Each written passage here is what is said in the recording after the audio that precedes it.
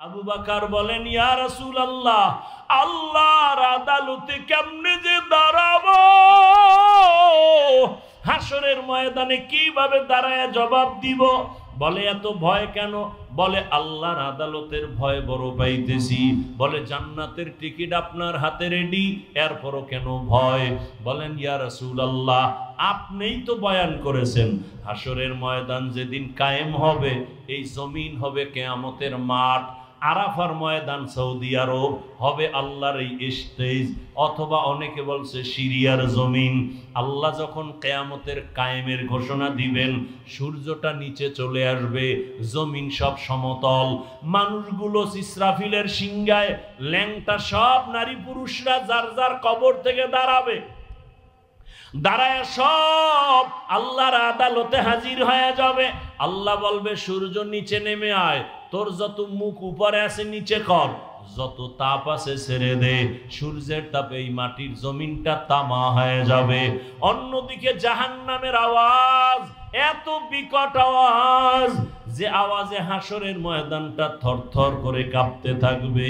আবু বকর বলেন, ইয়া রাসূলুল্লাহ, আপনিই বয়ান করেছেন এত ভয়ঙ্কর হবে হাসরের মাঠ।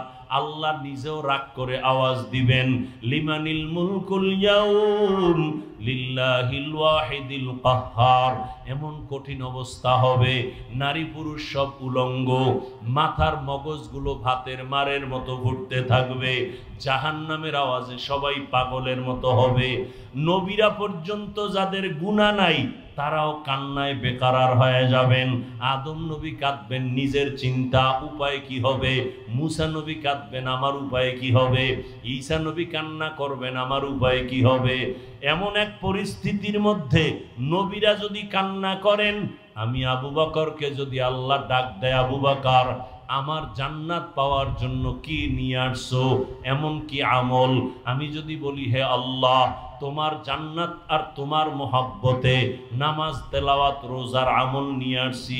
আল্লাহ যদি বলে, আবু বকর, যেইভাবে নামাজ চাইছিলাম ওইভাবে হক আদায় করে নামাজ পড়ো নাই, আমি যেইভাবে তেলাওয়াত করলে খুশি হতাম ওইভাবে তেলাওয়াত তুমি দিতে পারো নাই, যেইভাবে জিকির করলে আমি আল্লাহ নিজে খুশি হতাম ওইভাবে হক আদায় করে জিকির হয় নাই। যাও, তোমার আমল তুমি নিয়ে জাহান্নামে যাও, আমার জান্নাত আমাকে দিয়া দাও। ওর দয়ার নবী, তখন আমার উপায় কি হবে? এই চিন্তা আমি নামাজে দাঁড়ায় কান্না করতেছি। আবু বকরের যদি হালাত হয়, আপনি আমি তো মানুষের কাতারেই নাই, নামাজ নাই, রোজা নাই। আরে আমরা যে নামাজ পড়ি, এটা নামাজ? কি নামাজ? আমগো নামাজ কোন নামাজ? আল্লাহ কোরআনে বলছেন, আরাআইতাল্লাযী ইউকাযযিবু বিদ্দীন ফাযালিকাল্লাযী ইয়াদউল ইয়াতীম ওয়া লা ইয়াহুদ্দু আলা তাআমিল মিসকিন ফাওয়াইলুল লিল মুসাল্লিন। মুসল্লি নামাজির জন্য ওয়াইল নামক জাহান্নাম। এবার বুঝেন যে কি নামাজ। ওয়াইল নামক ভয়ঙ্কর জাহান্নাম মুসল্লি যারা নামাজি তাদের জন্য।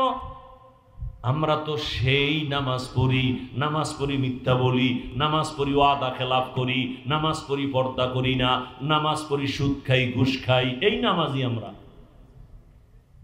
তাহলে আবু বকর যদি কান্না করেন, রাসূল নিজে কান্না করেন, সাহাবায়ে কেরাম সবার কান্না, আপনার আমার কি পরিমাণ কান্না করা উচিত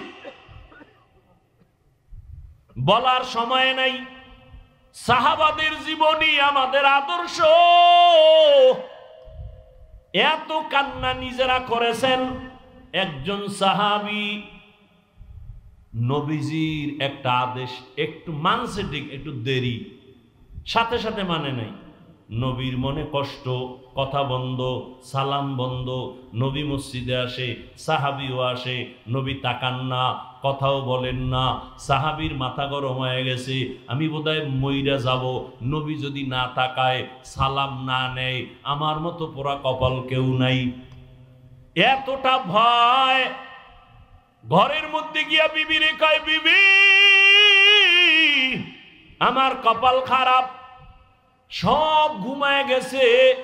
এইবার কয়, বিবি চলো, একটা রশি হাতে নাও, মসজিদের মধ্যে চলো, নবীর মসজিদে নববী। মসজিদে নববীর মধ্যে আসিয়া বিবি আর সাহাবী আর কেউ নাই। মসজিদে ঢুকে একটা খুঁটির গোড়ায় বৈশা কয়, ও বিবি, রশি দিয়ে আমার হাত পিছনে দিয়া খুঁটির সাথে ভালো করে বাঁধো, পিছনে বাঁধো, এমন বাঁধা বাঁধবা যে আমার এই রশির বান কাউকে খুলতে দেয়া হবে না। আমার রসুল আমার উপরে বেজার, আমার খানা খেয়ে লাভ নাই, বেঁচে থেকে আমার সার্থকতা নাই। বিবি, তুমি আমাকে ভালো করে বেঁধে ঘরে যাও, আসবা না। আমি এখানে বসে আমার মাওলার কাছে এমন কাঁদাই যে কাঁদবো, যতদিন পর্যন্ত আল্লাহ আয়াত দিয়া নবীকে বলবেন না আমারে মাফ করছেন, ততক্ষণ কান্না বন্ধ করব না। সাহাবী খুঁটির গোড়ায় রশি দিয়া বাঁধা, কান্না বন্ধ নাই। নামাজ পড়ে ইশারা ইঙ্গিতে কান্না চলছে। এমন কান্না, নবী তাকান না, কথাও বলেন না। নবী নামাজ পড়ায় চলে যান, অন্যদের সাথে কথা চলে, সাহাবীর সাথে কথা নাই। এমন কান্না কাঁদতেছে, রাতে এমন পরিমাণ কান্না। অনেক দিন পর আল্লাহ পাক আয়াত দিয়া ওই সাহাবীর নামে ঘোষণা দিলেন, ওকে মাফ করে দিলাম। নবী এবার আসছে হাসি মুখে, ও সাহাবী, আয়াত চলে আসছে, জিব্রাইল আসছে, আল্লাহ তোমার তওবা কবুল করে ফেলেছেন, তোমারে আল্লাহ মাফ করেছেন, তুমি এবার বিদায় নাও, মনের কষ্ট দূর করো। সাহাবী কাঁদেন আর বলেন, ইয়া রাসূলুল্লাহ, আমার রশির বান আপনি না খুললে আমি কাউকে খুলতে দিব না। আপনি যদি আমার উপরে খুশি মনে আমার রশির বানটা খুলিয়া দেন, আমি মনে করব আল্লাহ আমার উপরে খুশি হয়েছে। রহমতের নবী নিজ হাতে বান খুলে দিলেন। আজও মদিনায় যাও। আমি কয়েকদিন আগে মদিনার নববীতে গেলাম, রিয়াজুল জান্নায়। আমাদের বাংলাদেশিরা ওখানে ডিউটি করে, 10 মিনিটের বেশি টাইম দেয় না, পুলিশ সরায়া দেয়। ওরা বলল, হুজুর আপনি মোহাব্বতে এক কোনায় বয়া ইবাদত করেন, আপনাকে পুলিশ কিছু বলবে না। আমরা বলে দিচ্ছি, পুলিশ আইসা আমার পাশ দিয়ে যায়, আমি বসি এক খুঁটির গোড়ায় বসি, উপরে তাকায় দেখি খুঁটির গোড়ায় নাম লেখা সতুনে উস্তুনে হান্নানা। সুযোগ পেলে ওখানে গিয়ে 2 রাকাত নামাজ। আবার আর একটা খুঁটির উপরে লেখা সতুনে আয়েশা। আম্মা জান আয়েশা বেশি বেশি খুঁটির গোড়ায় বসে বসে আল্লাহর ইবাদত করতেন, ইতিকাফ করতেন। আবার ওই যে সাহাবী কান্না করেছেন তওবার খুঁটি, ওই খুঁটির গোড়ায় এখন উপরে লেখা সতুনে তওবা, ওটা তওবার খুঁটি এখনো লেখা, আরবিতে লেখা। ওই সাহাবীর তওবা কবুল হয়েছে। ওখানে গিয়া সিজদায় পড়ে কাঁদলাম, কারণ পুলিশেরা মোনাজাতে কান্না ওরা পছন্দ করে না, মনে করে বোধহয় এটা বলে বেদাতি, ওরা মোনাজাত দিয়ে কান্নাটারে ভালোবাসে না। সিজদায় গিয়া মনের মতো কাঁদলাম। ও আমার এলাকার মা বোনেরা, ও আমার যুবক বাবারা, ও আমার বৃদ্ধ বাবাজিরা, এতক্ষণ যে এত কষ্ট করে চিল্লাইয়া বয়ান শুনাইছি, একবারও কিন্তু আমি আপনাদের বলি নাই আমার মতো দাড়ি টুপি লাগায় বুজুর্গ হয়ে হাতে তসবিহ নেন। বরং আমি আমার যুবক বাবাদের বলি, ও আমার কলিজার যুবক বাবারা, আমি একবারও বলি না কওমি মাদ্রাসায় যাও, তাবলিগে না গেলে তুমি জাহান্নামী, পীরের কাছে না গেলে তুমি জাহান্নামী।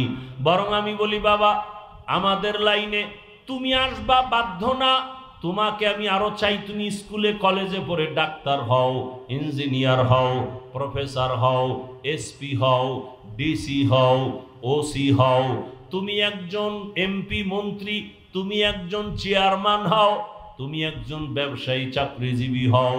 তবে আমার বিদায় বেলা একটা দাবি, বেয়াদব হইও না রে বাবা। তুমি ডাক্তার হয়ে যদি বেয়াদব হও, তাসনিমা নাসরিনের মতো জুতা খেয়ে দেশ থেকে পালিয়ে যেতে হবে। মরণের পরও লাশটা জন্মভূমিতে আসবে না। ডাক্তার হও, বেয়াদব হইও না। ইঞ্জিনিয়ার হও, বেয়াদব হইও না।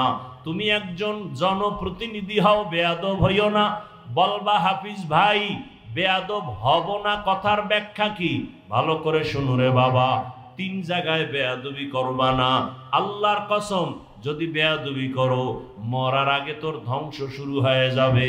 1 নাম্বার জায়গা মা বাবা, 2য় জায়গা শিক্ষক, 3 নাম্বার জায়গা উলামায়ে কেরাম। এই 3 জায়গায় বেয়াদবি করলে, মা বাবায় যদি কষ্ট পায় নিঃশ্বাস ফেলেই দেয়, খোদার কসম মরার আগে ধ্বংস শুরু। যদি শিক্ষক তোমার ব্যবহারে কষ্ট পেয়ে নিঃশ্বাস ছাড়ে, ধ্বংস শুরু। আলেম ওলামা যদি তোমার ব্যবহারে কষ্ট পাইয়া নিঃশ্বাস ছেড়ে দেয়, খোদার কসম ধ্বংস মরার আগে শুরু। আর রহমান, রহমান হলেন তিনি আল্লামাল কোরআন, কোরআন শিক্ষা দিলেন যিনি। খালাকাল ইনসান, রহমান হলেন তিনি মানুষ সৃষ্টি করলেন যিনি। আল্লামাহুল বায়ান, রহমান হলেন তিনি বয়ান শিক্ষা দিলেন যিনি।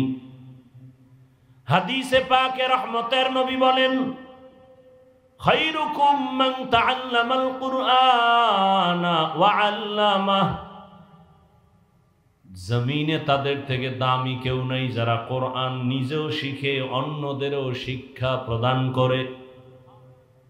ডাইরেক্ট কোরআন শিখানো একটা, এটাও যেমন শ্রেষ্ঠ, আর একটা শিক্ষা হলো কোরআন বুঝার জন্য, ব্যাখ্যা শিখার জন্য আরো অনেক ইলম শিখি আমরা, এটাও শ্রেষ্ঠ মজলিসের অন্তর্ভুক্ত। ইভেন এই যে আমরা এখানে বসছি, এখানেও কোরআন হাদিসের শিক্ষা দেওয়া হচ্ছে, ক্লাস করানো হচ্ছে,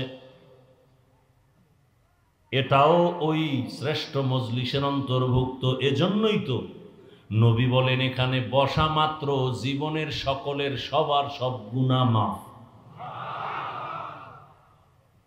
শুধু কি তাই, যতক্ষণে প্যান্ডেল মজলিস ভরা,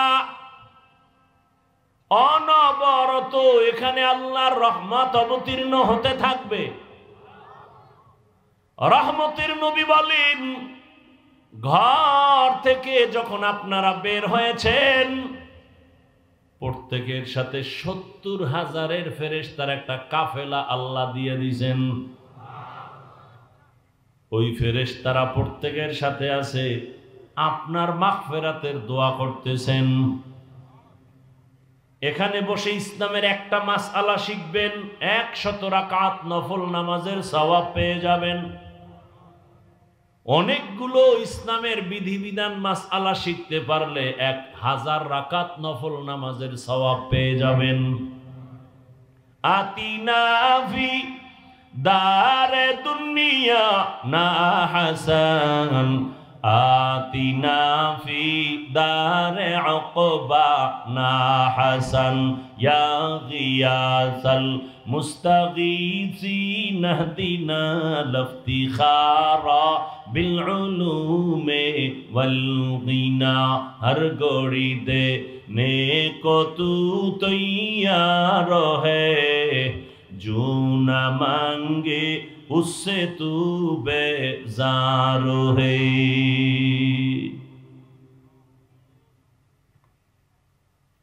কথা বলার মতো সুযোগ দিবেন, ধৈর্য হবে তো না? দোয়ার আগে ভাগবেন?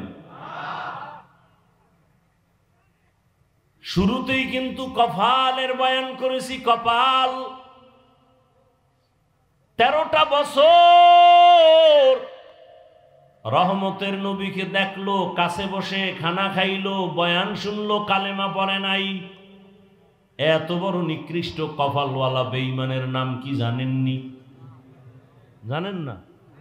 গর্বা সুরত আদমি ইনসাবুদে আহমদবু জাহলো হামেক সাবুদে আদমিরা আদমিয়ত লাজিমাস আউদেরাগর বুনা বাসদহি জামাস। আর তো বাসায় যে ঘুমাবেন সেই টেনশন তো নাই, কারণ এ জাতি রাতে ঘুমায় না। এ জাতি মাওলার কাছে নাজাত পাওয়ার জন্য অন্তত রাতটাকে মোবাইলের হক আদায়ে ব্যয় করে। মাওলার কাছে একটা বলতে হইব না কিছু, মায়ের হক আদায় করছো নি, না বাবারটা, না বোনেরটা না, স্ত্রীরটা না, তো কি করছো? আল্লাহ একটা হক আদায় করছে। সারা রাত মোবাইলে জেনা করে করে হক আদায় করছি। চোখের জেনা, অন্তরের জেনা, জবানের জেনা, কানের জেনা। বুঝেননি বাংলা? সারা রাত ঘরের দরওয়াজা জানালা বন্ধ করে বাবা মোবাইল চালায়, মা মোবাইল চালায়, ভাই মোবাইল চালায়, বোন আর এক রুমে মোবাইল চালায়। জেনা জেনা চলে সারা রাত। চোখের জেনা, কানের জেনা, অন্তরের জেনা, জবানের জেনা। উচিত ছিল ঘুম থেকে উঠে দেখবে চেহারা বানর হয়ে গেছে, শুকর হয়ে গেছে। যেমন অন্য নবীদের উম্মতের হইতো। তোমার এত আকামের পরেও চেহারা কেন পাল্টায় না? রহমতের নবীর উম্মত হওয়ার কারণে। ইমামুল আউয়ালিন আল আখিরিন বহরে সদকা রহমাতাল লিল আলামিন। 13 বছর বয়ান শুনছে, কালেমা পড়ে না, এর নাম কফাল। অন্যদিকে 27 বছরের যুবক তরবারি নিয়ে দৌড়ায় নবীকে জবাই করবে। কয় বছর?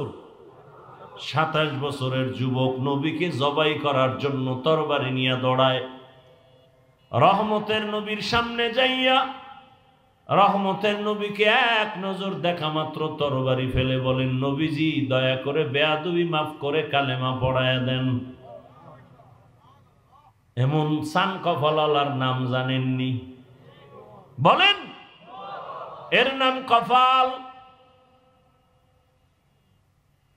13 বছর নবীকে দেখেছে, কালেমা কপালে আসে নাই, কপাল। আর নবীকে জবাই করতে গিয়া ইতিহাসের পৃষ্ঠায় নাম লেখা হলো জান্নাতের দ্বিতীয় সাহাবী। কেমন সেই ওমর! 1500 বছর পরে সেই ওমরের নাম শুনলে কেমন যেন ভয় ভয়। ওমর যেই রাস্তায় চলে, শয়তান ওই রাস্তায় চলে না।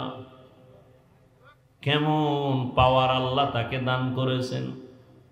ও যুবক, ঘুমের মধ্যে এখনো যদি ঘুমের সময় শাহাদাত আঙ্গুল নিয়া বুকের উপরে লেখো ওমর আইন মিমরা, ওমরের নাম লেখা ঘুমাও, ভালো স্বপ্ন দেখবি, খারাপ কিছু স্বপ্নে দেখবি না। ওমরের এখনো শয়তান বড় ভয় পায়। শুধু ওমরের ইতিহাস বললে রাত পার হয়ে যাবে। কেমন চান কপালওয়ালা! ওই যে শুরুতেই বলছি, কপাল বাড়ির থেকে ওয়াজের নামে আসছে, প্যান্ডেলে ঢুকতে পারে না, এ কপাল। একদল প্যান্ডেলে ঢুকছে, বয়ান শুনতে পারে না, মোবাইল দিয়া কলবের দরজা বন্ধ, কপাল। আর একদল বয়ান শুনবে শুনবে শুনবে শুনবে, হঠাৎ করে উঠা দৌড় দিবে, মোনাজাত নাই, কপাল। আর একদল ওমরের মেজাজ নিয়ে বসবে আর বলবে, হে মালিক, জীবনে তো গুনাহ কম করি নাই, আজকে ময়দানে তুমি নিয়ে আসছো, দোয়া না কইরা তওবা না কইরা আর বাড়ি যাব না। এমন কান্না দিয়া বাড়ি যাবেন, ফজরে মসজিদে হাজির হয়ে যাবে। জিন্দেগি মে বন্দগি তু করনা হে, जिंदगी में बंदगी तू करना है, जिंदगी बे बंदगी शर्मिंदा है, जिंदगी बे बंदगी शर्मिंदा है। दुनिया में हो दुनिया का तलबगार ना हो, बाजार से गुजर हो खरीदार ना हो। ये दुनिया एक मिसले कागज फूल है, ये दुनिया एक मिस्ल कागज फूल है जिंदगी में बंदगी तू करना है जिंदगी में बंदगी तू करना है जिंदगी बे बंदगी शर्मिंदा है जिंदगी बे बंदगी शर्मिंदा है जिंदगी में बंदगी कुन बंदगी बंदगी बे जिंदगी शर्मिंदगी। भाईरा आमार যে আয়াত আমি পড়েছি আপনারা জানেন, আর রহমান আল্লামাল কুরআন খালাকাল ইনসান আল্লামাহুল বায়ান। আয়াতের তরজমা শেষ, ব্যাখ্যায় ঢোকার আগে সামান্য একটু সময় নিচ্ছি, ভূমিকায় দু চারটি কথা শুনেন। জমিনে আল্লাহ মানুষ বানাইয়া, আল্লাহ মানুষকে বানাবার আগেই শ্রেষ্ঠ মর্যাদা দিয়েছেন, সিদ্ধান্ত ফাইনাল। জমিনে আল্লাহ পাঠাবার আগে এই মানুষের শ্রেষ্ঠত্ব ধরে রাখার জন্য আল্লাহ ব্যবস্থা দিয়েছেন দুইটা। এক ব্যবস্থার নাম রিজালুল্লাহ, আর এক ব্যবস্থার নাম কিতাবুল্লাহ। ব্যক্তি আর কিতাব, এই দুইটা ব্যবস্থা যারা গ্রহণ করে ধরে রেখে চলবে তারা দুনিয়ায় বাদশা, পরকালেও বাদশা। ব্যক্তিও মানতে হবে, কিতাবও মানতে হবে। ব্যক্তিদের মধ্যে শ্রেষ্ঠ ব্যক্তি রহমাতুল লিল আলামিন, আল্লাহর দেওয়া যত কিতাব আছে শ্রেষ্ঠ কিতাব হলো কুরআনুল কারীম। রহমতের নবী জমিনে আসছেন, আল্লাহ শ্রেষ্ঠ ব্যক্তি পাঠাইছেন, কিন্তু শ্রেষ্ঠ কিতাব এখনো দেন নাই। দীর্ঘ 40টা বছর রহমতের নবীর জীবনের বয়স অতিবাহিত হওয়ার পর আল্লাহ তাআলা শ্রেষ্ঠ কিতাব নাজিলের সূচনা করলেন। ইকরা বিসমি রাব্বিকাল্লাযী খালাক খালাকাল ইনসানা মিন আলাক ইকরা ওয়া রাব্বুকাল আকরাম আল্লাযী আল্লামা বিল কলম আল্লামাল ইনসানা মা লাম ইয়ালাম। মাত্র 5 আয়াত নিয়ে জিবরাইল আসছে, প্রথম কোরআনের সূচনা। তাও নবীর 40 বছরের পর প্রশ্ন প্রত্যেকটা পয়েন্টে। আল্লাহ তাআলা আমার নবীকে মক্কা নগরীতে পাঠাইলেন, যেই মক্কার মানুষ ছিল চরিত্রহীন, লম্পট। এত বড় খারাপ জায়গায় আল্লাহর পেয়ারা নবী, সৃষ্টির শ্রেষ্ঠ রহমতের নবীকে এত নাপাক মানুষের সমাজে পাঠালেন কেন? প্রশ্ন। বাইতুল্লাহর মতো এমন একটা ঘর, যে ঘরের দিয়ে তাকাইয়া থাকলেই সওয়াব সওয়াব সওয়াব। আপনাদের বেলকুচি থানার মধ্যে সুন্দর মসজিদ আছে না নাই? তাকায় থাকলে কোনো সওয়াবের গ্যারান্টি আছে? বাইতুল্লাহ এমন একটা ঘর, ইন্না আউয়ালা বাইতিন উযিআ লিন-নাস লাল্লাযী বিবাক্কাতা মুবারাকান ওয়া হুদা মুবারাকান ওয়া হুদাল লিল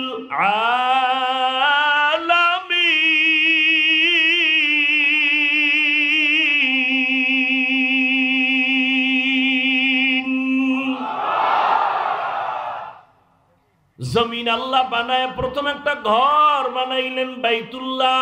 জমিনে কিচ্ছু নাই, কোনো প্রাণী নাই, জমিন আল্লাহ বানায় প্রথম বানালেন ঘর, নাম কি? আর জোরে বলেন। ইবাদতের ঘর, হেদায়েতের ঘর, বসবাসের ঘর। না ইবাদতের ঘর? বানাইছেন মানুষের জন্য। কার জন্য? মানুষের জন্য ঘরটা বানায় দিছেন ইবাদতের ঘর। মানুষ আইসা দুনিয়ায় থাকবে বসবাসের ঘর না বানাইয়া ইবাদতের ঘর আগে বানাইলেন কেন? শুধু কেন কেন বলছি, জবাব হবে না। এত দামি ঘর, মানুষের জন্য ইবাদতের ঘর বানাইলেন, হেদায়েতের ঘর, বসবাসের ঘর কেন বানান নাই?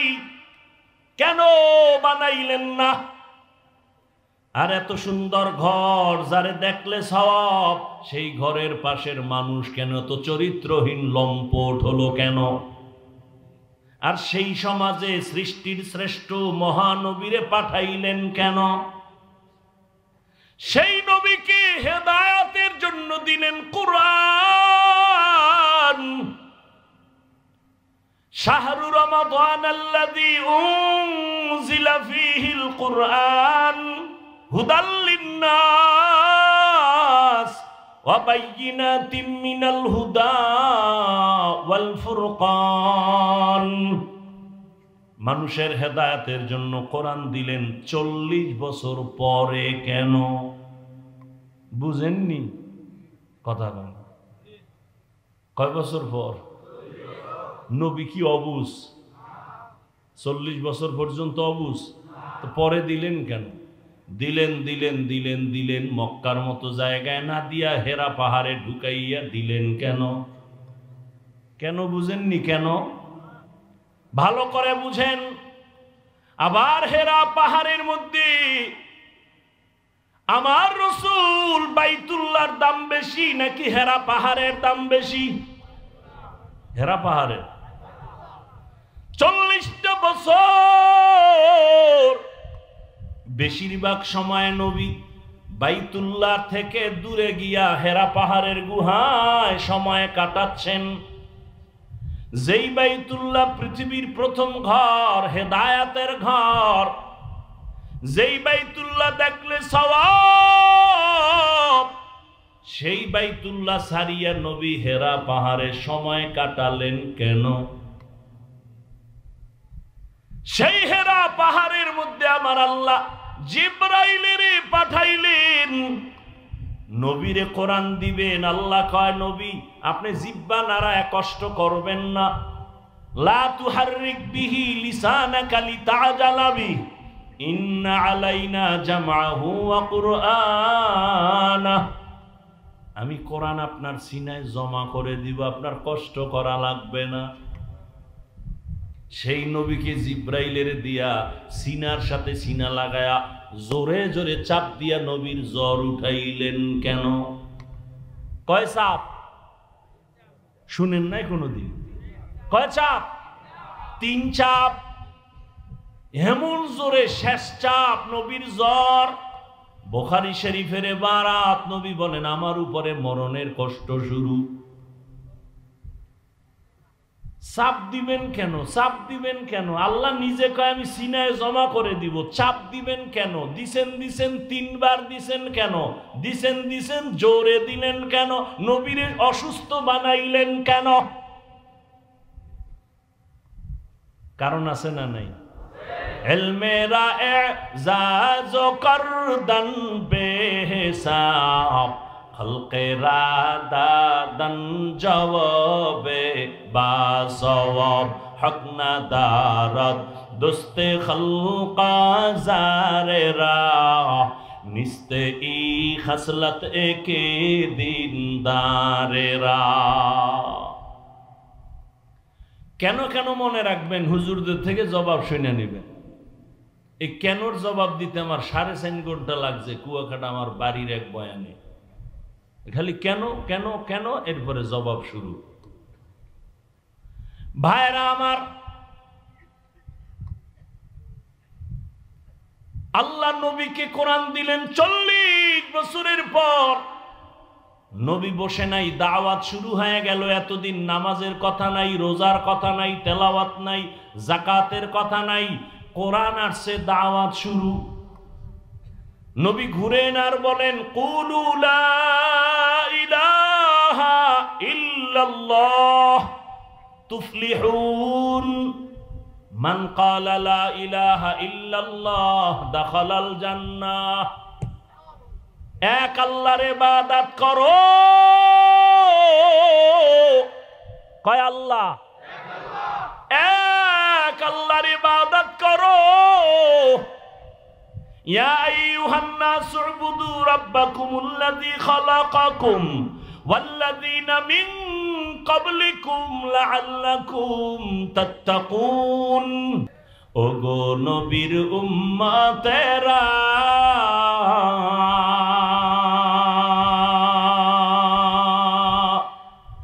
হয়ে আজি দিশাহারা,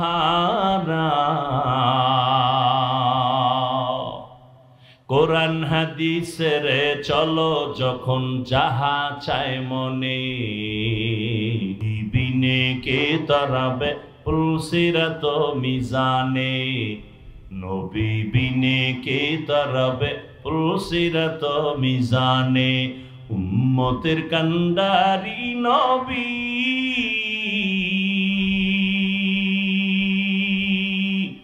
কাঁদেছেন উম্মতের লাগি, এখনো কাঁদেন নবীজি শুয়ে মদিনার পানে। নবী বিনে কে তরাবে পুলসিরাত মিজানে, নবী বিনে কে তরাবে পুলসিরাত মিজানে। বাসায় গিয়ে ঘুমাবেন এখন? এত পারাপারি করেন কেন? এখানতে বেরোইলেই গুনাহ শুরু। এখান থেকে বের হলেই আজকে ফজর পড়ে নাই, আশিকে রসুল, টাটকা আশিকে রসুল বয়ে রয়েছে। ফজর পড়ে নাই, জোহর পড়ে নাই, আসর পড়ে নাই, মাগরিব পড়ে নাই। আজকে ফজর পড়বে কিনা তারও কোনো খবর। সব তাজা আশিকে রসুল। অথচ রহমতের নবী বলেন, বেঈমান আর মুমিনের মাঝখানে প্রাচীরের নাম নামাজ। বেঈমানেরা নামাজ পড়ে না, মুমিনেরা নামাজ ছাড়ে না।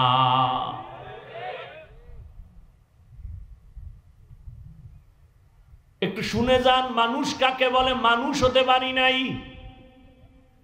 বক্তা হওয়া সহজ, মানুষ হওয়া বড় কঠিন। আবু জাহাল নবীরে চিনে জানে, খানা খায় দেখে, কালেমা পড়ে না কেন? মানুষ হতে পারে নাই। মানুষ হওয়া বড় কঠিন।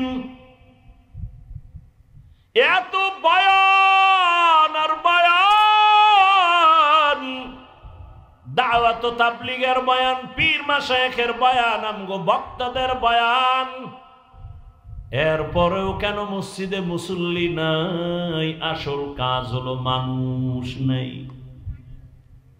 সব একটাই মেহনত। মানুষ যেদিন হবে, মাওলানা হওয়া লাগবে না, মুফতি হওয়া লাগবে না। মানুষ যদি হতে পারো, বিনা হিসাবে জান্নাত। রহমতের নবী দাওয়াত দিতেছেন, এক আল্লাহর ইবাদত করো। কিছুদিন পর নবী আবার দাওয়াত দিতে যায়, আর কয় তোমরা রহমানের ইবাদত করো। মক্কার বেঈমানেরা কয়, আব্দুল্লাহর ছেলে মুহাম্মদ, এতদিন বললি আল্লাহর ইবাদত করবো, এখন আবার রহমানের কথা বলো কেন? তোর আল্লাহ দুইজন নি? না না না, দুইজন না। কয়জন? একজন। তো জবাব দে, মানির রহমান, রহমান আবার কে? নবী বলেন, অপেক্ষা কর, আমার আল্লাহ রহমান কে জবাব দিয়া আল্লাহ বলে, নবী ওদের জানায় দেন আমি রহমানকে। আর রহমান আল্লামাল কুরআন। রহমান হলেন তিনি, কোরআন শিক্ষা দিলেন যিনি, খালাকাল ইনসান, মানুষ সৃষ্টি করলেন যিনি। এইবার মূল কথা খেয়াল করেন। আল্লাহ বলেন রহমান হলেন তিনি, কোরআন শিখাইলেন যিনি, মানুষ বানাইলেন যিনি, তিনি হলেন রহমান। খেয়াল করছেননি? কি খেয়াল করছেন? আল্লাহ আগে কোরআন শিখাইছেন, তারপরে মানুষ বানাইছেন। বাস্তবে দেখি পুরা উল্টা। আমাদের সৃষ্টি আগে, শিক্ষা হলো পরে। দুনিয়াতে আসছি, বড় হয়েছি, তারপরে আলিফ বাতা কোরআন শিখছি।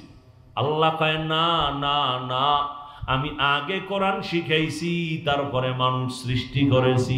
আর রহমান আল্লামাল কুরআন খালাকাল ইনসান। আল্লাহ মানুষ আগে সৃষ্টি করেন নাই, আগে কোরআন শিখাইছেন, এরপরে মানুষ সৃষ্টি করেছেন। আল্লাহ যতই বলেন, আমরা বাস্তবে তো দেখি যেটা চোখের সামনে। আমরা আগে কোরআন শিখি নাই, আমরা আগে জন্ম নিয়ে বড় হয়ে তারপরে কোরআন শিখছি। ও আল্লাহ গো, আপনি কেন উল্টা বললেন আমাদের সামনে? মুফাসসিরিনে কেরাম জবাব দেয়, ফি'লুল হাকিম লা ইয়াখলু আনিল হিকমা। হাকিমের কোনো কাজ হিকমত থেকে খালি না, জ্ঞানীদের কোনো কাজ জ্ঞান থেকে শূন্য না। আল্লাহ কেন বললেন? এর কারণ আল্লাহর আদালতে সব মানুষের কোনো দাম নাই, সব মানুষ জান্নাত পাবে না। বলে কোন মানুষ পাবে, কোন মানুষ পাবে না? জমিনে একদল মানুষ হলো বংশগত মানুষ, আর একদল মানুষ হলো জন্মগত মানুষ, আর একদল মানুষ হলো গুণের মানুষ। কয় দল হইল?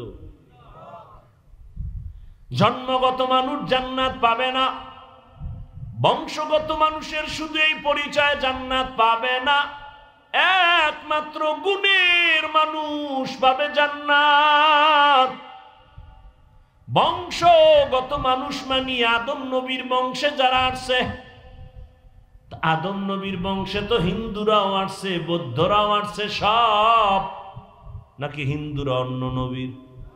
সব আদম নবীর বংশে। এই পরিচয়ে যদি জান্নাত পায়, বিধর্মীরাও জান্নাত পাবে? পাবে? পাবে না। অতএব বংশগত মানুষের পরিচয়ে জান্নাত হবে না। আমার আব্বা জানের ঔরসে আমার জন্ম, আমার আব্বা জান জন্মগত আমার বাবা, আমি তার জন্মসূত্রে সন্তান, এই পরিচয়ে জান্নাত পাওয়া যাবে না। আমার বাবার জন্মে আমি মানুষ হইতে পারি না, আমি একটা মানুষের সুরত ধারণ করে আসছি। আল্লাহ কয় আমার কাছে একমাত্র গুণের মানুষ জান্নাত পাবে। এবার গুণের মানুষ কাকে বলে শুনবেন তো, নাকি না অধৈর্য হয়ে যাইতেছেন? গুণের মানুষ কাকে বলে শুনেন। ভালো একটা মূলনীতি মনে রাখবেন আজীবন। কোন বস্তু যদি বানায়, বানানেওয়ালা কোনো কাজের জন্য বানায় নাকি এমনি? কাজের জন্য বানায়। ভালো করে মনে রাখবেন এই মূলনীতি উসুল। কোন বস্তু বানানেওয়ালা যেই কাজের জন্য বানাবে, ওই কাজ হলো ওই বস্তুটার গুণ। ওই কাজ যেমন আমার সামনে মাউথ আছে, কথা বলি, মেশিনে আমার কথা টান দিয়া হর্ন থেকে কথাগুলো ইউনিটের মাধ্যমে বের করতেছে। এক কথায় এই মাউথ, এই মেশিন, এই মাইক বানাইলো কেন? বলে আওয়াজ দেওয়ার জন্য। তাহলে মাইকের কাজ কি? আওয়াজ না দেওয়া না দেওয়া? তাহলে এই বস্তুটা বানাইছে আওয়াজ দেওয়ার জন্য, এই মাইকের গুণ হলো আওয়াজ দেওয়া। বাতিওয়ালা বাতি বানানো কেন বানাইলো? অন্ধকার করার জন্য। কি কাজ? আলো দেওয়ার জন্য। তো বাতির গুণ কি? আলো দেওয়া। ঘড়িওয়ালা ঘড়ি বানাইছে টাইম দেওয়ার জন্য, ঘড়ির গুণ টাইম দেওয়া। পাখাওয়ালা পাখা বানাইছে বাতাস দেওয়ার জন্য, পাখার গুণ বাতাস দেয়া। মাইকের গুণ আওয়াজ দেওয়া, বাতির গুণ আলো দেওয়া, পাখার গুণ বাতাস দেয়া। যদি মাইক আওয়াজ না দেয়, সবাই বলবে এটাকে ফেলে দাও। কেন? বলে এটা গুণের মাইক না। বাতির গুণ আলো দেওয়া। বাতি যদি আলো না দেয়, বলবে ভেঙে ফেল, এটা গুণের বাতি না। পাখা যদি বাতাস না দেয়, বলে ফেলে দাও, এটা গুণের পাখা না। এতটুকু কথা বুঝছেননি? যেই বস্তু যেই কাজের জন্য বানানো হয়, ওই কাজ হলো বস্তুটার গুণ। ভালো করে বুঝো। মাইকের গুণ আওয়াজ দেওয়া, বাতির গুণ আলো দেওয়া, পাখার গুণ বাতাস দেয়া। এবার আপনারা একটু বলবেন জানা থাকলে, আমাদের মতো মানুষ আল্লাহ কোন কাজের জন্য বানাইছেন? বিড়ি টানার জন্য? ওয়ামা খালাকতুল জিন্না ওয়াল ইনসা ইল্লা লিয়াবুদুন। মা খালাকতুল জিন্না ওয়াল ইনসি বাখা জুজ ইবাদাত নিস্তে মাকসুদ আজ্জাহা। মানুষের কাজ হলো ইবাদত। মানুষের কাজ কি? তাহলে মানুষের গুণ কি? এক কথা একটু একটা শব্দ ঘুরে গেছি, মনে হয় আসমান মাথায় ঘুরে গেছে। মানুষের কাজ ইবাদত। তা যেই বস্তু যেই কাজের জন্য বানায় ওই কাজ ওই বস্তুটার গুণ। আমাদের বানাইছেন ইবাদতের কাজের জন্য, আমাদের ইবাদত করাটাই গুণ। ইবাদত করলে আমি গুণের মানুষ। মাইক আওয়াজ দিলে গুণের মাইক, বাতি ঠিকমতো আলো দিলে গুণের বাতি, পাখা যদি ঠিকমতো বাতাস দেয় গুণের পাখা, মানুষ যদি ঠিকমতো ইবাদত করে গুণের মানুষ। মাইক যদি আওয়াজ না দেয় গুণের মাইক না লাথি মেরে ফালায়া দে। মানুষ তোর গুণ হলো ইবাদত। ইবাদত না নিয়ে যদি আজরাইলের হাতে ধরা পড়ে যাও আল্লাহ বলবে কে লাথি মেরে জাহান্নামে ফালায়া দে। এটা গুণের মানুষ না। যার ইবাদত নাই ও মানুষ সুরতে আবু জাহিল্লা মানুষ, ওর নাম শুনলে কেন বলে ওর উপরে গজব। ফেরাউন না মানুষ, ওরে কেন মানুষ বরদোয়া করে লানাতুল্লাহ আলাই। নমরুদ একটা মানুষ, ও কেন মানুষের অভিশপ্ত, ওর উপরে মানুষের অভিশাপ কেন? বলে মানুষ গুণের মানুষ, গুণের মানুষ না। আল্লাহ বলবে গুণের মাইক যেমন মানুষ ফেলে দেয় এটা গুণের মাইক না। কিয়ামতের ময়দানে আল্লাহ বলবে যারা গুণের মানুষ না ওদের ধর, ওদের জাহান্নামের শিকল লাগায় লাইনে দাঁড় করা।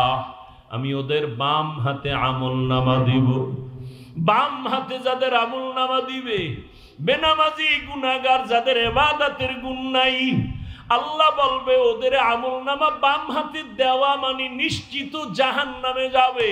আল্লাহ বলবে ডাইরেক্ট হাতে দেওয়া হবে না। এই নাফরমান বেঈমানের বুকের মাঝে ছিদ্র করে ফেল।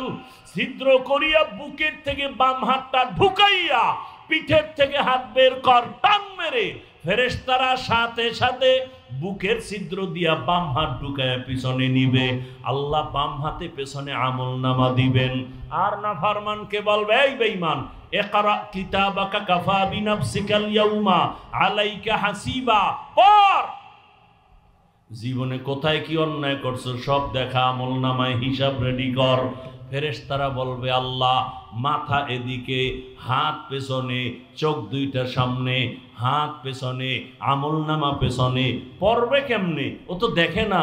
আল্লাহ আবার রাগ করবেন আর বলবে নাফরমান বেনামাজি বেপরদাওয়ালা বেঈমানের ঘাটটা ধইরা মোচড় দিয়া পেছনে ঘুরাইয়া দে। ফেরেশতারা বলা মাত্র 1 সেকেন্ড দেরি না, আল্লাহর অর্ডার পাওয়া মাত্র ঘাটটা ধরে মোচড় দিয়া পেছনে ফিরাবে। ও যুবক বাবারা, তোমার বিবেক যদি বলে আল্লাহর কোরআন সত্য, আমার এই কথাও কোরআনের বয়ান সত্য। ইয়া আইয়ুহাল্লাযীনা আমানু কু আনফুসাকুম ওয়া আহলিকুম নারা আকুদুহান নাস ওয়াল হিজারা আলাইহা মালাইকাতুন গিলাযুন শিদাদুল লা ইয়াসুনাল্লাহা মা আমারাহুম ওয়া ইয়াফআলুনা মা ইউমারুন।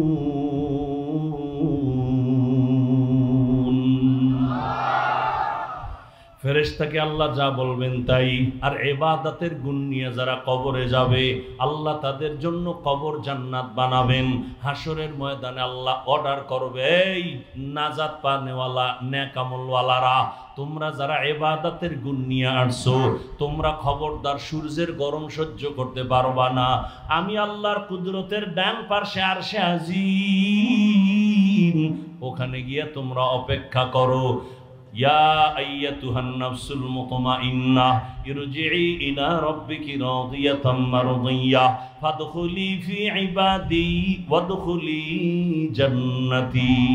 আগে জান্নাত না, আগে আমার মোহাব্বতের বান্দাদের কাফেলায় ঢোক, এরপরে হলো জান্নাত। ও আমার বাবারা, মানুষের গুণ হলো ইবাদত। আর ইবাদত কোন সিস্টেমে করব? মন গড়া করলে হবে না, ইবাদতের নিয়ম জানা লাগবে, নিয়ম জানতে হবে। ইবাদতের নিয়ম জানতে হলে কোরআন লাগবে, কোরআন বুঝতে হলে হাদিস লাগবে। তুমি পড়তে পারো না, আলেম লাগবে, আলেম থেকে কোরআন হাদিস যাই না, ইবাদতের নিয়ম শিখা। ইবাদত করলে তুমি গুণের মানুষ, আর গুণের মানুষের জন্য বিনা হিসাবে জান্নাত। তাহলে কি প্রমাণ হলো? আল্লাহ এই কথা বুঝাবার জন্য বলে, আমি আগে মানুষ বানাই নাই, আগে কোরআন শিখাইছি, তারপরে মানুষ বানাইছি। অর্থাৎ যারা আলেম ওলামাদের কাছে যাইয়া কোরআন শিখা ইবাদত করবে তারা গুণের মানুষ। তাহলে গুণের মানুষ হওয়ার আগে কোরআন লাগবে, কোরআন দিয়া ইবাদত বুঝবে, তারপরে করবে, তারপরে গুণের মানুষ। আল্লাহ দেখে ইঙ্গিত করে বলেন, আমি আগে কোরআন শিখাইছি, তারপরে মানুষ বানিয়েছি। আর রহমান আল্লামাল কুরআন খলাকাল ইনসান। আমি আগে কোরআন শিখাইয়া ইবাদতের মাধ্যমে গুণের মানুষ বানাইছি। অতএব যারা উলামায়ে কেরামের কাছে যাইয়া কোরআন হাদিসের মাধ্যমে যারা ইবাদত করবা, আলেম ওলামাদের পরামর্শ নিয়া যারা মানুষ ইবাদত করে গুণের মানুষ হইবা, তাদের জন্য আমি আল্লাহ জান্নাত বানায় রাখছি। এজন্যই বলছি বাবা, আমি হাফিজুর রহমান তো মানুষই না, বাদ দাও। আমরা যাদের থেকে লেখাপড়া শিখছি তারা আরো কত আল্লাহওয়ালা, তারা যাদের থেকে ইলম আনছেন তারা আরো আল্লাহওয়ালা। এক পর্যায়ে সাহাবায়ে কেরাম তো আরো বড় দামি। কেমন দামি? 10 জন সাহাবার নামে আল্লাহ জান্নাতে টিকিট দিয়েছেন, ঠিক নি? দুনিয়াতে টিকিট পাইছেন। জানা থাকলে বলেন, প্রথম 10 জনের মধ্যে প্রথম তার নাম কি বলেন? দ্বিতীয় জনের নাম কি? এইভাবে কতজন? তাদের ইতিহাসটা একটু খেয়াল করেন না। ও আমার পর্দার আড়ালের মা বোনেরা, ও আমার যুবক বাবারা, বৃদ্ধ বাবাজি, একটু ভালো করে শুনে নেন। সাহাবায়ে কেরামদের আমল কত সুন্দর, এলেম কত সুন্দর, তাকওয়া কত সুন্দর, জিকির কত সুন্দর, নামাজ কত সুন্দর, কত সুন্দর তাদের আমল, কত সুন্দর তাদের তাকওয়া, কত সুন্দর তাদের আকীদা, কত সুন্দর তাদের ঈমান। এরপরও আল্লাহ কত খুশি হইয়া দুনিয়াতে জান্নাতের ঘোষণা দিলেন। এরপরও তাদের ইতিহাস দেখেন। রহমতের নবী নিজে বলেন, আমি এশার নামাজ পড়ে মসজিদে নববীর পাশে আমার হুজরা আয়েশার ঘর, আমি রাতের বেলা এশা পরে ঘুম, হঠাৎ করে কানের মধ্যে শুনি কান্নার আওয়াজ। কে এই রাতে কান্না করে? আমার কান সজাগ হয়ে গেছে।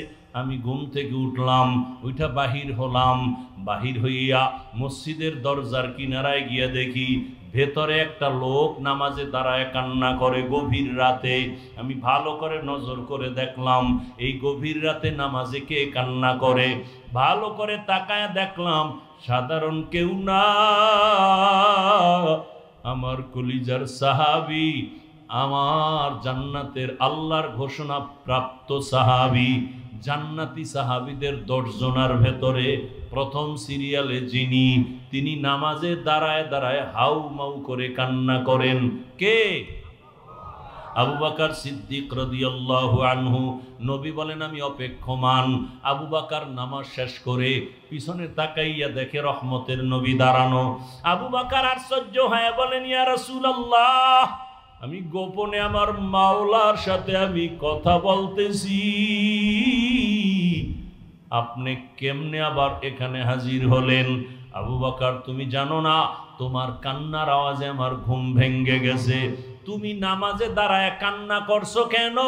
আবু বকর বলেন, ইয়া রাসূলুল্লাহ, আল্লাহর আদালতে কেমনে যে দাঁড়াবো, হাসরের ময়দানে কিভাবে দাঁড়ায় জবাব দিব? বলে, এত ভয় কেন? বলে আল্লাহর আদালতের ভয় বড় পাইতেছি। বলে জান্নাতের টিকিট আপনার হাতে রেডি, এরপরও কেন ভয়? বলেন ইয়া রাসূলুল্লাহ, আপনিই তো বয়ান করেছেন হাসরের ময়দান যেদিন কায়েম হবে, এই জমিন হবে কিয়ামতের মাঠ, আরাফার ময়দান সৌদি আরব হবে আল্লাহর এই স্টেজ, অথবা অনেকে বলছে সিরিয়ার জমিন। আল্লাহ যখন কিয়ামতের কায়েমের ঘোষণা দিবেন, সূর্যটা নিচে চলে আসবে, জমিন সব সমতল, মানুষগুলো ইসরাফিলের সিংহায় ল্যাংটা সব নারী পুরুষরা যার যার কবর থেকে দাঁড়াবে, দাঁড়ায় সব আল্লাহর আদালতে হাজির হয়ে যাবে। আল্লাহ বলবে সূর্য নিচে নেমে আয়, তোর যত মুখ উপরে আছে নিচে কর, যত তাপ আছে ছেড়ে দে। সূর্যের তাপে এই মাটির জমিনটা তামা হয়ে যাবে।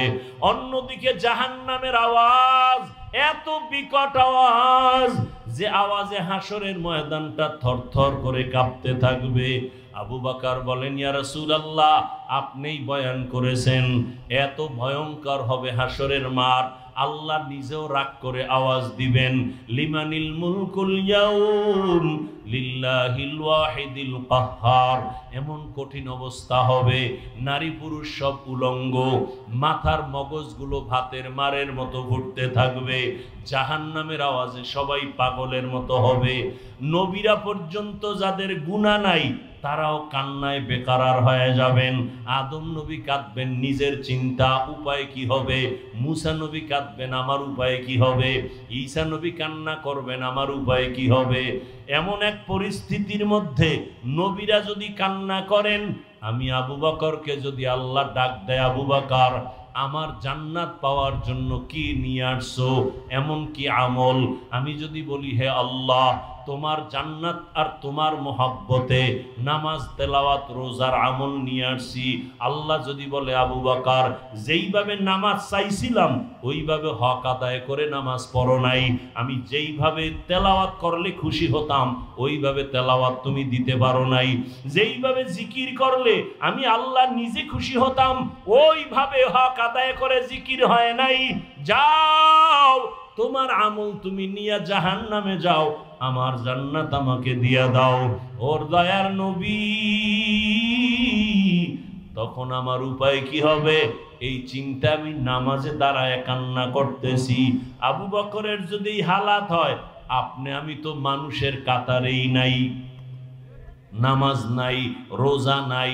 আরে আমরা যে নামাজ পড়ি এটা নামাজ কি? নামাজ আমগো নামাজ কোন নামাজ? আল্লাহ কোরআনে বলছেন আরাআইতাল্লাযী ইউকাযযিবু বিদ্দীন ফাযালিকাল্লাযী ইয়াদউল ইয়াতীম ওয়া লা ইয়াহুদ্দু আলা তাআমিল মিসকিন ফাওয়াইলুল লিল মুসাল্লিন।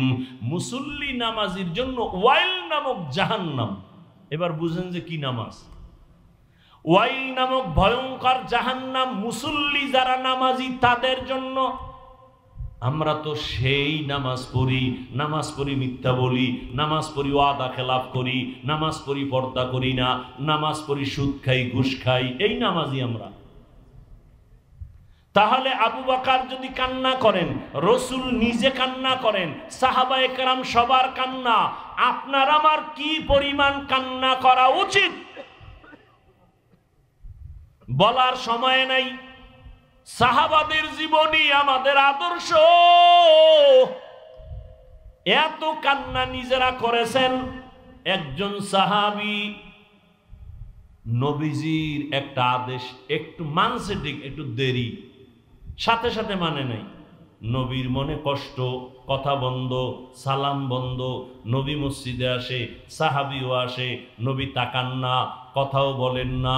সাহাবীর মাথা গরম হয়ে গেছে, আমি বোধহয় মইরা যাব, নবী যদি না তাকায়, সালাম না নেয়, আমার মতো পোড়া কপাল কেউ নাই। এতটা ভয়, ঘরের মধ্যে গিয়া বিবিরে কয়, বিবি আমার কপাল খারাপ, সব ঘুমায় গেছে। এইবার কয়, বিবি চলো একটা রশি হাতে নাও, মসজিদের মধ্যে চলো, নবীর মসজিদে নববী। মসজিদে নববীর মধ্যে আসিয়া বিবি আর সাহাবী আর কেউ নাই। মসজিদে ঢুকে একটা খুঁটির গোড়ায় বৈশা কয়, ও বিবি রশি দিয়ে আমার হাত পিছনে দিয়ে খুঁটির সাথে ভালো করে বাঁধো, পিছনে বাঁধো, এমন বাঁধা বাঁধবা যে আমার এই রশির বান কাউকে খুলতে দেয়া হবে না। আমার রসুল আমার উপরে বেজার, আমার খানা খেয়ে লাভ নাই, বেঁচে থেকে আমার সার্থকতা নাই। বিবি তুমি আমাকে ভালো করে বেঁধে ঘরে যাও, আসবা না। আমি এখানে বসে আমার মাওলার কাছে এমন কাঁদাই যে কাঁদবো, যতদিন পর্যন্ত আল্লাহ আয়াত দিয়া নবীকে বলবেন না আমারে মাফ করছেন, ততক্ষণ কান্না বন্ধ করব না। সাহাবী খুঁটির গোড়ায় রশি দিয়া বাঁধা, কান্না বন্ধ নাই। নামাজ পড়ে ইশারা ইঙ্গিতে কান্না চলছে, এমন কান্না নবী তাকান না, কথাও বলেন না। নবী নামাজ পড়ায় চলে যান, অন্যদের সাথে কথা চলে, সাহাবীর সাথে কথা নাই। এমন কান্না কাঁদতেছে, রাতে এমন পরিমাণ কান্না। অনেক দিন পর আল্লাহ পাক আয়াত দিয়া ওই সাহাবীর নামে ঘোষণা দিলেন, ওকে মাফ করে দিলাম। নবী এবার আসছে হাসি মুখে, ও সাহাবী আয়াত চলে আসছে, জিব্রাইল আসছে, আল্লাহ তোমার তওবা কবুল করে ফেলেছেন, তোমারে আল্লাহ মাফ করেছেন, তুমি এবার বিদায় নাও, মনের কষ্ট দূর করো। সাহাবী কাঁদেন আর বলেন, ইয়া রাসূলুল্লাহ আমার রশির বান আপনি না খুললে আমি কাউকে খুলতে দিব না। আপনি যদি আমার উপরে খুশি মনে আমার রশির বানটা খুলিয়া দেন, আমি মনে করব আল্লাহ আমার উপরে খুশি হয়েছে। রহমতের নবী নিজ হাতে বান খুলে দিলেন। আজও মদিনায় যাও। আমি কয়েকদিন আগে মদিনার নববীতে গেলাম, রিয়াজুল জান্নায় আমাদের বাংলাদেশিরা ওখানে ডিউটি করে, 10 মিনিটের বেশি টাইম দেয় না, পুলিশ সরায়া দেয়। ওরা বলল, হুজুর আপনি মোহাব্বতে এক কোনায় বয়া ইবাদত করেন, আপনাকে পুলিশ কিছু বলবে না। আমরা বলে দিচ্ছি। পুলিশ আইসা আমার পাশ দিয়ে যায়, আমি বসি এক খুঁটির গোড়ায় বসি, উপরে তাকায় দেখি খুঁটির গোড়ায় নাম লেখা সতুনে উস্তুনে হান্নানা। সুযোগ পেলে ওখানে গিয়ে 2 রাকাত নামাজ। আবার আর একটা খুঁটির উপরে লেখা সতুনে আয়েশা, আম্মা জান আয়েশা বেশি বেশি খুঁটির গোড়ায় বসে বসে আল্লাহর ইবাদত করতেন, ইতিকাফ করতেন। আবার ওই যে সাহাবী কান্না করেছেন তওবার খুঁটি, ওই খুঁটির গোড়ায় এখন উপরে লেখা সতুনে তওবা, ওটা তওবার খুঁটি এখনো লেখা, আরবিতে লেখা। ওই সাহাবীর তওবা কবুল হয়েছে। ওখানে গিয়া সিজদায় পড়ে কাঁদলাম, কারণ পুলিশেরা মোনাজাতে কান্না ওরা পছন্দ করে না, মনে করে বোধহয় এটা বলে বেদাতি, ওরা মোনাজাত দিয়ে কান্নাটারে ভালোবাসে না। সিজদায় গিয়া মনের মতো কাঁদলাম। ও আমার এলাকার মা বোনেরা, ও আমার যুবক বাবারা, ও আমার বৃদ্ধ বাবাজিরা, এতক্ষণ যে এত কষ্ট করে চিল্লাইয়া বয়ান শুনাইছি, একবারও কিন্তু আমি আপনাদের বলি নাই আমার মতো দাড়ি টুপি লাগায় বুজুর্গ হয়ে হাতে তসবিহ নেন, বরং আমি আমার যুবক বাবাদের বলি, ও আমার কলিজার যুবক বাবারা, আমি একবারও বলি না কওমি মাদ্রাসায় যাও, তাবলিগে না গেলে তুমি জাহান্নামী, পীরের কাছে না গেলে তুমি জাহান্নামী। বরং আমি বলি, বাবা আমাদের লাইনে তুমি আসবা বাধ্য না, তোমাকে আমি আরো চাই তুমি স্কুলে কলেজে পড়ে ডাক্তার হও, ইঞ্জিনিয়ার হও, প্রফেসর হও, এসপি হও, ডিসি হও, ওসি হও, তুমি একজন এমপি মন্ত্রী, তুমি একজন চেয়ারম্যান হও, তুমি একজন ব্যবসায়ী চাকরিজীবী হও। তবে আমার বিদায় বেলা একটা দাবি, বেয়াদব হইও না রে বাবা। তুমি ডাক্তার হয়ে যদি বেয়াদব হও, তাসনিমা নাসরিনের মতো জুতা খেয়ে দেশ থেকে পালিয়ে যেতে হবে। মরণের পরও লাশটা জন্মভূমিতে আসবে না। ডাক্তার হও বেয়াদব হইও না, ইঞ্জিনিয়ার হও বেয়াদব হইও না, তুমি একজন জনপ্রতিনিধি হও বেয়াদব হইও না। বলবা হাফিজ ভাই বেয়াদব হব না, কথার ব্যাখ্যা কি?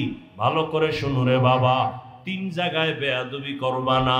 আল্লাহর কসম, যদি বেয়াদবি করো মরার আগে তোর ধ্বংস শুরু হয়ে যাবে।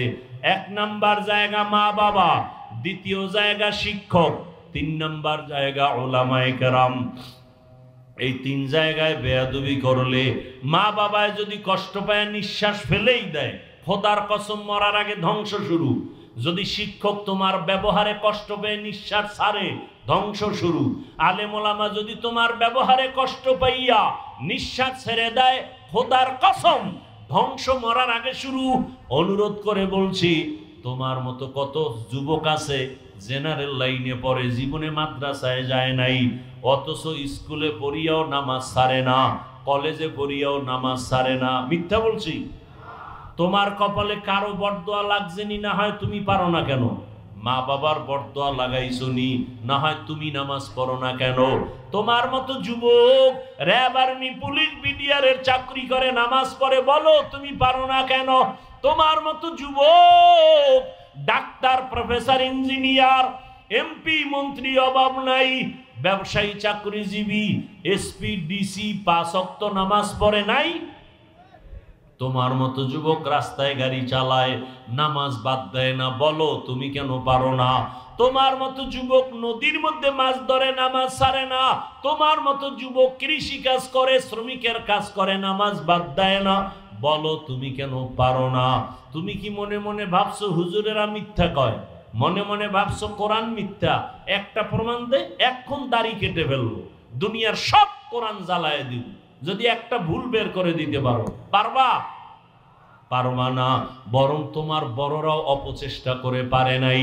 অতএব তোমার হাতে পায়ে বিনয়ের সাথে অনুরোধ করে ধরে বলি, আর নামাজ ছাড়িও না। জীবনে মনের ঝাল মিটে এত গুনাহ কম করো নাই। মনে শখ লাগছে নামাজ পড়বা না, পড়ো নাই। মনে শখ আসছে দাড়ি কাটবা, কেটেছো। মনে শখ লাগছে পার্কে যাবা, দৌড়ায় গেছো। মনে শখ লাগছে সারা রাত মোবাইলে গুনাহ করবা, করেছো। এখনো কি তওবা করবা না? ও পর্দার আড়ালের মা বোনেরা, আপনারা কেন নামাজ পড়তে পারেন না? কয়দিন আর মার্কেটে ঘুরিয়া নিজের ইজ্জত নষ্ট করবেন? একটা সন্তানকে আদর্শ ডাক্তার বানায় যান, আদর্শ ইঞ্জিনিয়ার বানায় যান, আরে আদর্শ কোরআন পড়নেওয়ালা বানায় যান। আপনার সন্তান যদি আপনার আদর্শ পাইয়া সুন্দর ব্যবহার দেয়, কোরআন শিখতে পারে, ডাক্তার হইয়াও কোরআন তেলাওয়াত করবে, নামাজের সময় নামাজ আদায় করবে, আপনাদের জন্য দোয়া করবে, ওলামায়ে কেরামের সাথে সুন্দর আচরণ করে চলবে, এমন ডাক্তার হতে পারলে আপনার সন্তানও ধন্য, আপনার জীবনও ধন্য। এরে আম্মা জানেরা, কয়দিন আর দুনিয়ায় বাঁচবেন? এমন একটা দিন নেই গাড়ির নিচে, পানির নিচে যুবকের লাশ দেখা যায় না, ঘুমের বিছানায় লাশ। কোন দিন মরণ হবে জানা নাই। এখনো সময় আছে, তওবা করেন। মনেরে বুঝান রে মন, জীবনে কত স্বাধীনভাবে চলছি আর গুনাহ করেছি। আজকে থেকে তৈরি হয়ে গেলাম, আমার মতো নারী যদি নামাজি থাকে আমি কেন পারবো না? আমার মতো নারী যদি স্বামীর খেদমত করে আমি কেন পারবো না? আমার মতো নারী যদি মোবাইল না চালায় আমি কেন পারবো না? আমি একটা ভালো সন্তানের মা হইয়া কবরে যাই, পারলে আলেমের মা হইয়া যাই, পারলে হাফেজে কোরআনের মা হইয়া যাই। যদি জেনারেল লাইনেও সন্তান থাকে, অন্তত আদর্শওয়ালা সন্তানের মা হইয়া কবরে যাই। আপনার জীবন ধন্য। যুবক বাবারা, এখনো সময় আছে, মনটাকে বুঝাইয়া তওবা করো। আল্লাহকে বলো, হে আল্লাহ, আমার মতো যুবক জেনারেল লাইনে থাকিয়া 5 ওয়াক্ত নামাজ পড়ে যদি চাকরি করে, ব্যবসা করে, আমি জীবনে তো গুনাহ কম করি নাই, আজকে থেকে তওবা করতে চাই। হে আল্লাহ, আপনি আমাকে এই মাহফিলের ময়দানে নিয়ে আসছেন, আমি তওবা করি, আর নামাজ ছাড়বো না, দাড়ি কাটবো না, বেপরদায় চলবো না, মা বাবার সাথে বেয়াদবি করবো না, শিক্ষকের সাথে বেয়াদবি করবো না, ওলামায়ে কেরামের দোয়া পরামর্শ নিয়া নবীজির সুন্নত অনুযায়ী জীবন চালাবো। তওবা করার মতো যদি অন্তর তৈরি হয়, মুনাফিকি যদি না থাকে, খাঁটি তওবার নিয়ত যাদের আছে, দুটো হাত আমার আল্লাহকে দেখায় দেন। আয় আল্লাহ, হাতগুলো কবুল করে নেন। আয় আল্লাহ, আমাদের তওবা কবুল করে নেন। তওবার উপরে মজবুত হইয়া চলার তৌফিক দান করেন, আমিন। বাবারা, আল্লাহর কাছে খাঁটি তওবা। আলেম হতে পারেন নাই, আলেমকে মোহাব্বত করবেন, সহযোগিতা করবেন। এই যে মাদ্রাসা, আজকে মাদ্রাসার কারণে এখানে বয়ান, এখানে আমরা আসছি, আরো ওলামায়ে কেরাম, মিজান সাহেব হুজুর কত দোয়া করলেন, এই মাদ্রাসার কারণে এলাকায় রহমত। মাঝে মাঝে দেখেন আজানের 1 ঘন্টা আগে এসে দেখবেন মাদ্রাসার বাইরে দাঁড়ায় শুনবেন বাচ্চাদের চোখের কান্নার আওয়াজ। ওরা তাহাজ্জুদে দাঁড়ায়, ছোট ছোট বাচ্চাগুলো বাসায় থাকলে সকাল 10টার আগে ঘুম থেকে উঠে না, আর এই মাদ্রাসার ছাত্রগুলো ছোট ছোট বাচ্চা হেফজোখানায় ভোর রাত ওইটা ওযু বানাইয়া সিজদায় পড়ে কাঁদে আর দোয়া করে, আল্লাহ আমার মা বাবাকে মাফ করে দাও, আমারে তুমি ইলমের নূর দিয়া কবুল করো, এলাকায় শান্তি দাও। ও বাবা, আলেম হতে না পারলেও যারা কোরআন সিনাই নিয়ে চলে তাদের সহযোগিতা করিয়েন। কত গরিব গরিব ছাত্র আছে, সামনে শীত আসতেছে, একটা শীতের কম্বল কিনতে পারে না, একটা তোষক কিনতে পারে না। অনেক গরিবরা মাদ্রাসায় পড়ে, ওরে একটা মশারিও কিনতে পারে না। যদি আপনি জানেন মাদ্রাসায় এসে হুজুরকে বলবেন, হুজুর একটা এতিম ছাত্র, গরিব ছাত্রকে আমি 1 সেট জামা কাপড় দিব, জীবন ভর ওই সন্তান আপনাকে ভুলবে না, দোয়া করবে। একটা মশারি কিনে দেন, 1 সেট কিতাব কিনে দেন, আপনি একটা লুঙ্গি কিনিয়ে দেন, আপনার সওয়াব হবে না গুনাহ? সওয়াব। আপনি আলেম না হইয়া ওই ছেলেরে সহযোগিতা করলে ও আলেম হইয়া যা পাবে, আল্লাহ আপনাকে সেই পরিমাণ সম্মান দিয়া হাসরের ময়দানে জান্নাতের ফয়সালা করবেন। রাজি আছেননি? সব সময় যেখানে থাকেন মাদ্রাসার খেদমত করবেন, আলেম ওলামার সহযোগিতা করবেন, দোয়া নিবেন। কি নিবেন? দোয়া। আল্লাহ সবাইকে কবুল করেন। আপনাদের দোয়া করার দরকার আছে না? গুনা টুনা জাগো না, এগো দোয়াও লাগে না, দোয়া করবেন। আমিও আপনাদের কাছে দোয়া চাই। আমি দোয়া চাইতে পারি না? পারি না। আমি এক মাদ্রাসার খেদমত করি ঢাকা। আপনারা অনেক সময় দেখছেন অনলাইনে 20 কোটি টাকার একটা জায়গা নিয়েছে। কত? 20 কোটি টাকার একটা জায়গা নিয়েছে। অনেক কষ্ট করে জীবনটাকে আপনাদের এই পর্যন্ত নিয়ে আসছে। অনেকে বলে, হাফিজ ভাই এত সাহস করলেন কিভাবে? আমি বললাম, এক সাহস আমার আল্লাহর দয়া, আর এক সাহস আমার দেশ বিদেশে প্রবাসে আমার ভাই বোনদের দোয়া। অনেকে সহযোগিতা করে আল্লাহর জন্য, আমার জন্য না, আমি দিনের জন্য দোয়া চাই। এবং কেউ যদি মনে করেন সহযোগিতা করবেন, আমার দাবি আছে না নাই? এটাই তো ভালোবাসা, আমার জন্য না, মাদ্রাসার কোরআনের জন্য। ওই জায়গাটা এখনো পুরা টাকা দিতে পারিনি, অনেক টাকা বাকি। 6 মাস হয়েছে জায়গা বায়না দিছি মোটামুটি, তাও ঋণী, অনেক ঋণী। এমন একটা রাত নাই কান্না করি না। ছাত্ররা ভোর রাতে দোয়া করে। কেউ যদি মনে চায় যে কিছু দিবেন, আমার দাবি হলো যারা দিবেন আশা করেন, নগদ দিলে আমার হাতের থেকে একটা কার্ড নিয়ে যাবেন। 1 জায়নামাজ পরিমাণ জায়গার মূল্য এখানে লেখা আছে 40,800 টাকা। 1 স্কোয়ার ফিট জায়গা 5,100 টাকা। যারা এতটুকু দিতে পারবেন না, অন্তত 1,500 টাকা দিয়ে হলো এখানে বিকাশ নাম্বার, অ্যাকাউন্ট নাম্বার আছে। যদি মনে চায় যে হ্যাঁ পরে দিব, একটা হ্যান্ডবিল নিয়ে যাবেন, লিফলেট নিয়ে যাবেন মোনাজাতের পরে। আর নগদ যদি বলেন না আমি 5,100 টাকা দিয়ে একটা কার্ড নিব, আমার হাত থেকে কার্ড নিয়ে যাবেন 5,100 টাকা দিয়ে মাদ্রাসার জন্য। কেউ যদি বলেন এত পারবো না, 1,500 দিব, আপনি এখানে কুপন আছে, মোনাজাতের পর একটা কুপন 1,000 বা 500 টাকা দিয়ে নিয়ে যাবেন। দিনের স্বার্থে বলছি, রসুলের সুন্নত অনুযায়ী বলছি, দান চাওয়াও সুন্নত, দান করাও সুন্নত, রসুলের সুন্নত। অতএব আমার ব্যক্তির জন্য না, আমি ওয়াজ করি, সব টাকা মাদ্রাসায় গিয়ে দেখে আসেন। একদিন দাওয়াত দিলাম সবাইকে, একদিন আসবেন। 12 মাস প্রতিদিন দুপুর বেলা 30, 40, 50 জন মেহমান খাইতেছে 12 মাস। আমার দাবিটা কি অযৌক্তিক? তবে যে কেউ এই লিফলেটটা নিবেন না। মা বোনদেরকে অনুরোধ করব, যদি মনে চায় কোরআনের খেদমতে মোহাব্বতের সাথে যদি দিতে চান, কারো মাধ্যমে নগদ এখানে দিয়া 5,100 টাকার একটা কার্ড বা 1 জায়নামাজ 40,800, নয় পরে দিবেন, অ্যাকাউন্ট নাম্বার, বিকাশ নাম্বারে যদি মনে করেন এখানে ডিটেল সব ঠিকানা লেখা আছে, একটা লিফলেট যারা দিবেন তারা নেবেন, অন্যরা নিয়ে খেয়ানত করবেন না। এটা মাদ্রাসার আমানত, আল্লাহ সবাইকে কবুল করেন। মৃত্যু পর্যন্ত দিনের খেদমত করে যাবেন, একটা কথা দিয়ে হোক, 1 টাকা দিয়ে হোক সহযোগিতা করে যাবেন। আল্লাহ পাক সমস্ত মাদ্রাসাগুলো কবুল করেন। ছাত্র, উস্তাদ, উলামায়ে কেরাম, এলাকাবাসী, মুরব্বী, মুহিব্বিন, মুতাআল্লিকিন, আল্লাহ সবাইকে কবুল করেন। আলহামদুলিল্লাহি রাব্বিল আলামিন, ওয়াসসালাতু ওয়াসসালামু আলা সাইয়্যিদিল আম্বিয়াই ওয়াল মুরসালিন।